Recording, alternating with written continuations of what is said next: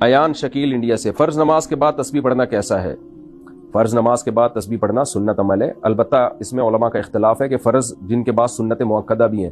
تو سنت موقدہ کے بعد پڑھی جائے گی یا فرض کے فوراً بعد پڑھی جائے گی۔ عرب علماء کی رائے یہ ہے کہ فرض کے فوراً بعد پڑھی جائے گی، جو بر صغیر کے علماء ہیں ان کی رائے یہ ہے کہ فرض کے بعد سنتوں کے بعد پڑھی جائے گی، یہ سنت موقدہ۔ دونوں کے پاس دلائل ہیں، ان کی دلیل حدیث کا ظاہر ہے کہ نبی نے جب یہ تسبیحات کا حکم دیا تو فرض نماز کے بعد کا تذکرہ کیا۔ جو بر صغیر کے علماء ہیں وہ کہتے ہیں کہ فرض نماز کے بعد کا یہ اعتراض ہے اشراق اور تہجد سے، فرض کے فوراً بعد مراد نہیں ہے، کیونکہ صحیح مسلم کی حدیث اور دیگر بھی حدیثوں میں آتا ہے، ہو سکتا ہے حدیث کی کتاب کا حوالہ دینے میں غلطی ہو رہی ہو، لیکن بہرحال صحیح حدیث ہے یہ کہ نبی صلی اللہ علیہ وسلم فرض نماز کے بعد اللہم انت السلام کے بقدر بیٹھتے تھے پھر کھڑے ہو جاتے تھے۔ تو اس طرح تمام حدیثوں میں اگر ہم تطبیق دیتے ہیں تو صحیح پتہ چلتا ہے کہ فرض کے بعد نبی نے سنتوں میں جلدی کی ہے، تو اس لیے فرض اپنی مکملات کے بعد جو ہے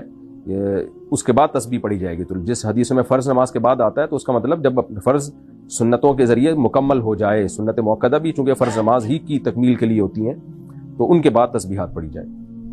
تو سعودی عرب میں امام لوگ ایسا ہی کر رہے ہوتے ہیں، فرض نماز کے بعد تسبیحات شروع کر دیتے ہیں، تو وہاں بھی فرض کے بعد تسبیحات شروع کر دیں، 1.5 اینٹ کی مسجد قائم کرنے کی ضرورت نہیں ہے۔ بر صغیر میں ایسا ہوتا ہے کہ فرض کے بعد لوگ سنتوں کے لیے جلدی کھڑے ہوتے ہیں پھر تسبیحات پڑھتے ہیں، تو یہاں ایسا کر لیں آپ۔ دلائل بہرحال دونوں طرف ہے، ہماری نظر میں یہ جو دوسرا قول ہے نا یہ زیادہ راجح ہے، اس لیے نہیں کہ بر صغیر کے علماء کا، اس لیے کہ اس طرح سے تمام حدیثوں میں تطبیق ہو جاتی ہے، اس حدیث پر بھی عمل ہو جاتا ہے جس میں آتا ہے کہ نبی فرض نماز کے بعد صرف اللہم انت السلام کے بقدر جو ہے آپ بیٹھتے تھے۔